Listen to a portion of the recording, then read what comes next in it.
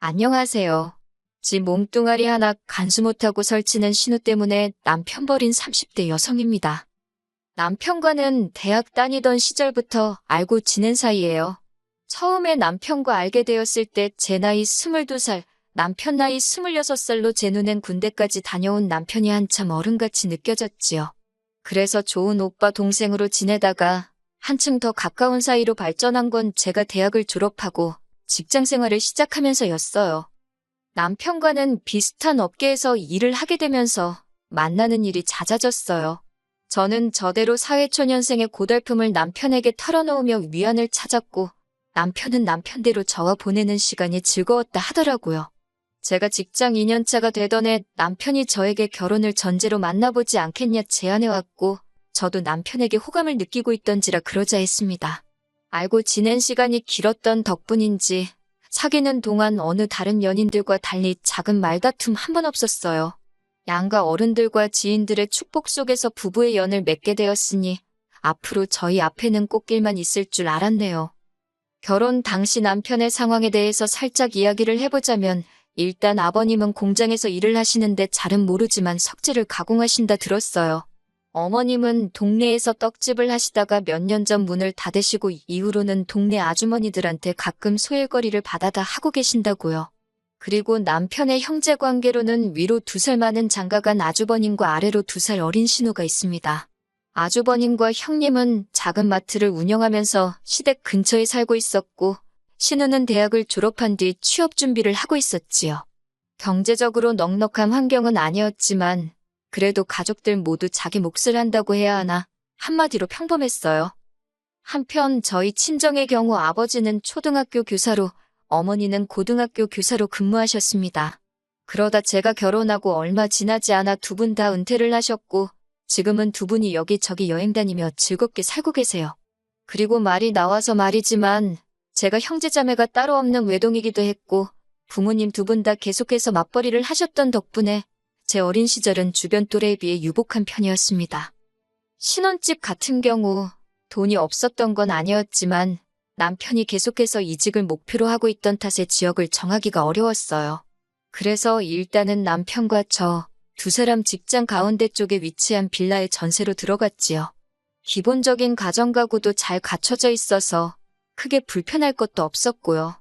남편이 7천, 제가 7천 해갔는데 결혼식 비용이다. 전세다 뭐다 다 빼고 나니 2천 좀 안 되게 남았습니다. 깔끔하게 반반 나눴고 각자 관리하게 되었지요. 처음 몇 달은 너무 재밌게 잘 지냈어요. 정말 깨소금 볶는 신혼생활이었습니다. 친정부모님도 친정 떠나 남편하고 사니까 그리 좋으냐며 놀리셨을 정도였지요. 하지만 얼마 지나지 않아 시댁에 한바탕 난리가 나면서 한마디로 온 집안이 쑥대밭이 되었습니다. 남편에게 2살 어린 신우가 있다고 했잖아요. 그런데 저희가 결혼하고 얼마 지나지 않았을 때 지나가는 말처럼 자기도 서울에서 취업 준비를 하고 싶다고 하더라고요. 당시 아가씨는 어머님 아버님과 같이 고향집에서 살고 있었습니다. 사실 20대 중반이면 한참 꾸미기 좋아하고 놀고 싶은 나이였으니 지방보다는 서울에 있고 싶은 그 마음을 이해 못하는 건 아니었어요. 하지만 신우의 말이 마치 오빠네 집에 있고 싶다는 식으로 들려서 제가 쉽게 호응을 해줄 수가 없었습니다.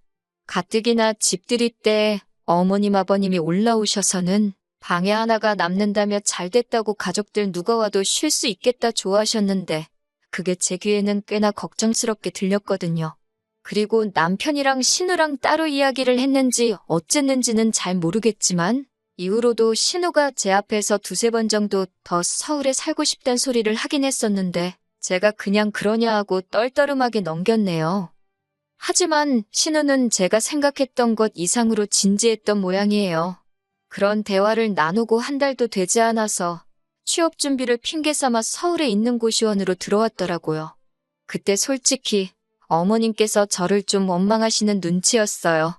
듣자니 신우가 저한테 몇 번이고 서울에 가고 싶다 소리를 했다는데 그러는 애한테 시원하게 한번 우리 집으로 오라 소리 해주면 어디 덧났겠냐고.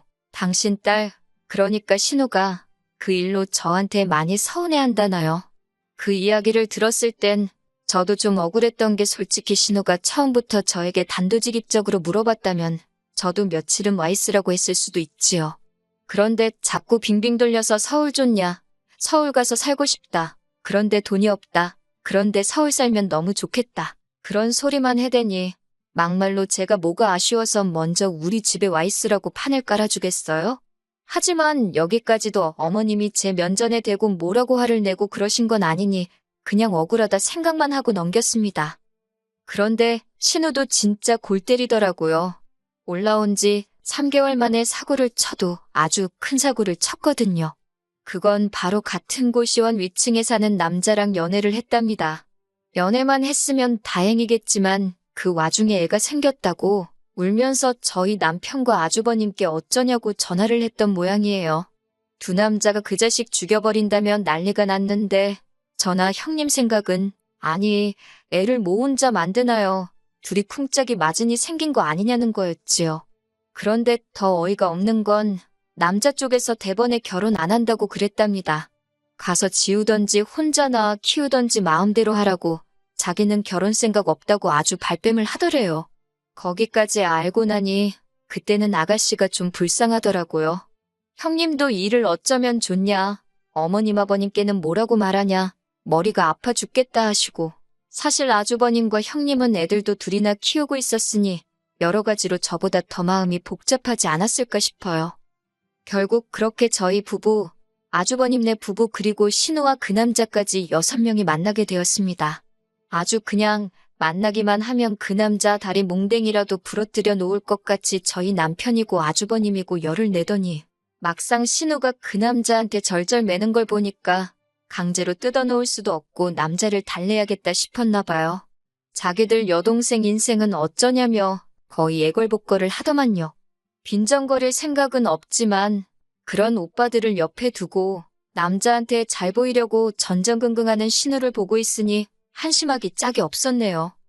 그리고 세상에 비밀은 없다는 말처럼 하루는 어머님이 연락도 없이 신우가 어떻게 지내는지 한번 보셔야겠다며 반찬을 싸들고 서울에 오셨어요. 그리곤 모든 상황을 알게 되시었지요.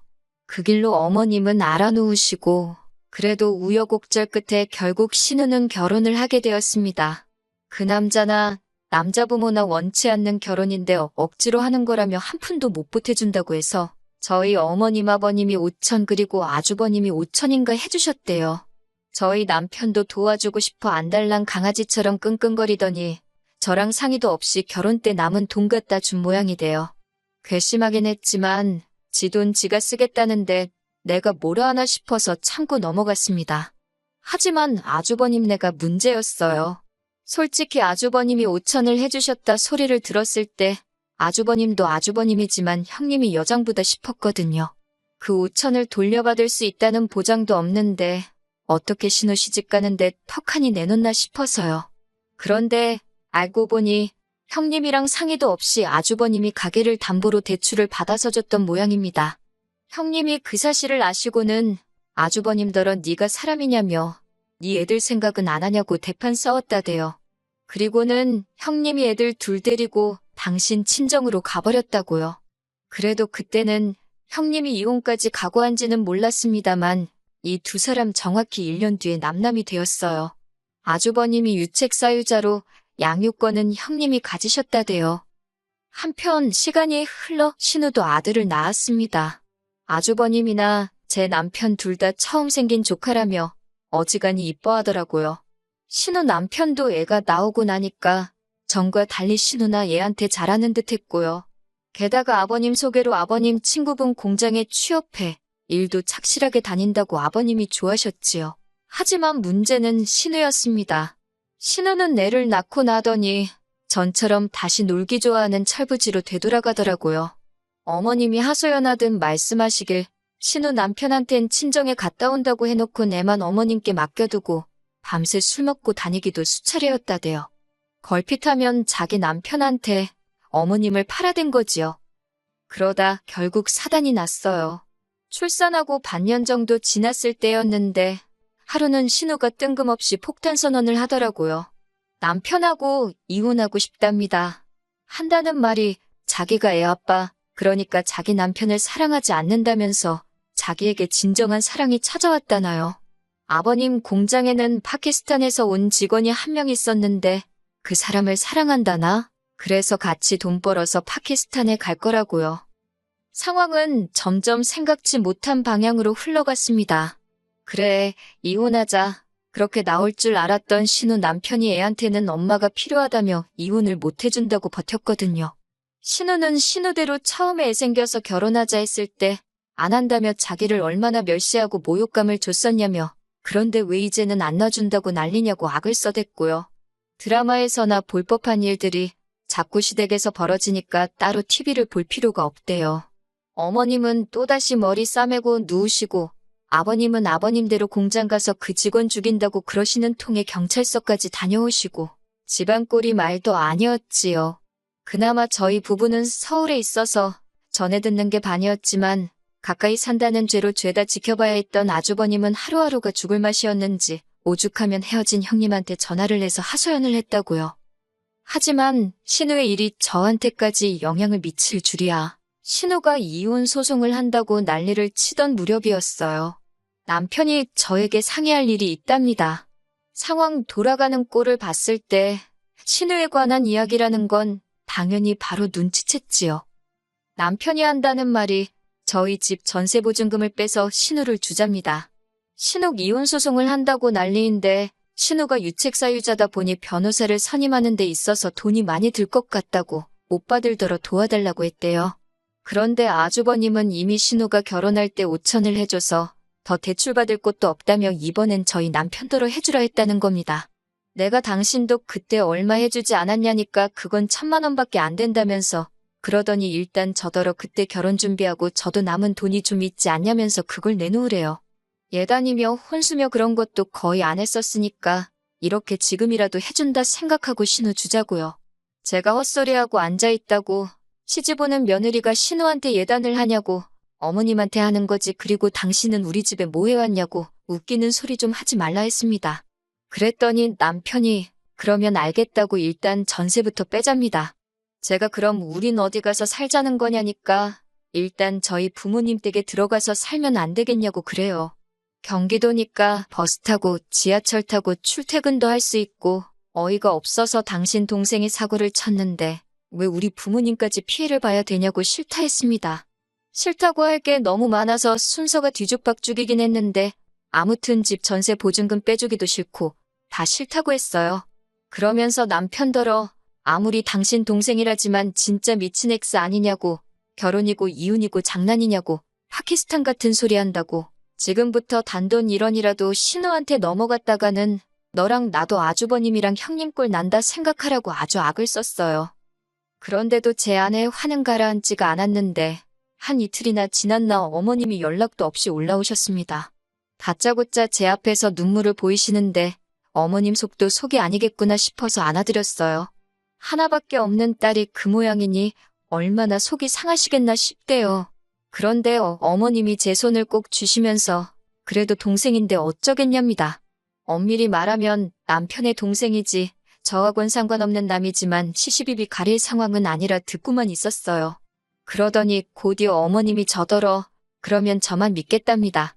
어려울수록 힘을 합하는 게 가족 아니겠냐고 이건 아닌데 싶어서 한마디 할까 하다가 남편하고 어머님하고 이야기할 게 아니다. 당사자하고 얘기를 해야겠다 싶어서 어머님 모셔다 드린다 하고 그대로 차 끌고 내려갔습니다. 어머님을 내려드리고 신우한테 전화를 했어요. 아가씨 보려고 내려왔으니 이야기 좀 하자니까 순순히 나오대요.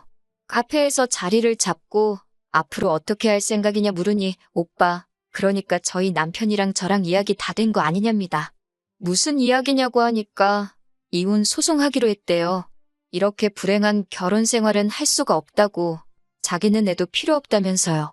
저는 오빠가 뭐라고 했는진 모르겠지만 아가씨 이혼 소송비 대주면 우리는 헤어지기로 했다. 우리 부부도 아주버님네처럼 헤어지길 바라는 건 아닐 거 아니냐. 그러니 잘 사는 오빠들 그만 건들고 아가씨 본인 앞가림은 스스로 해라 했습니다. 그런데 좋은 말로 타이르든 말을 하니까 제가 만만해 보였나 봅니다. 저더러 제3자 주제에 왜 이래라 저래라냐면서 저더러 빠져있으래요. 그래서 결국 험한 소리가 나갔지요.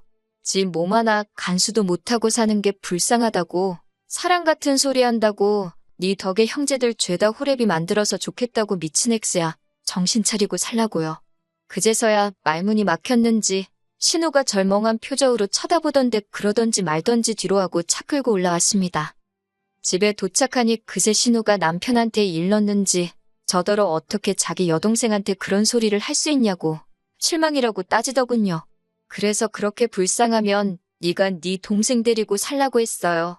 이 집 전세 보증금 나오면 정확히 반반 가르자 했고요. 나는 그 돈 가지고 친정으로 돌아갈 테니 너는 네 여동생한테 꼬라박던지 말던지 맘대로 하라니까 자긴 저랑 안 헤어진답니다. 그런데 저흰 청약대의 혼인신고 전이었거든요. 그러니 남편 말에는 뭐 힘이 없었지요. 하루빨리 전세 계약한다는 사람이 나타나야 되는데 하며 지금은 친정에 와 있습니다. 전세 계약은 제 이름으로 해뒀던지라 별 걱정도 안 되네요. 신우 그 물건은 인생의 쓴맛을 한번 봐야 돼요, 진짜. 지 때문에 오빠 둘 다 이혼하고 이게 무슨 꼴이냐고요? 어머님 아버님은 형님 때도 그러시고 무슨 자신감이신지 며느리들한테 지금이라도 숙이고 들어오라는 건지 모르겠습니다. 딸 간수나 잘하셨으면 좋겠네요.